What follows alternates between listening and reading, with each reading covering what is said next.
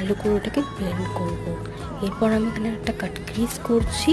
কাট ক্রিজটা ভালো করে নেওয়ার পর আমি এখানে পাউডারটি একটুখানি সেট করে নেবো ব্লেন্ড করে। এবার এখানে আমি একটা গ্রিন টাইপের মিন্ট টাইপের একটা শিমার লাগাচ্ছি।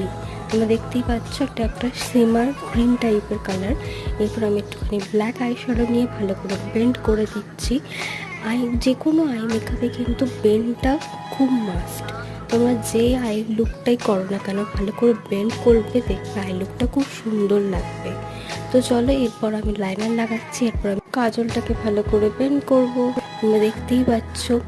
এরপর আমি এখানে একটুখানি ব্লাশ লাগাবো। আজকে আমি কোনো বনজার কন্ট্রোল করিনি, আমি ব্লাশ লাগাচ্ছি। ব্লাশটা ভালো করে লাগানোর পর আমি এখানে হাইলাইটার লাগাবো। হাইলাইটারটা ভালো করে লাগানোর পর আমি এখানে লিপস্টিক লাগাবো। লিপস্টিকটা ভালো করে লাগিয়ে নেওয়ার পর আমি এই লিপস্টিকটার মাধ্যমে টিপ পরবো।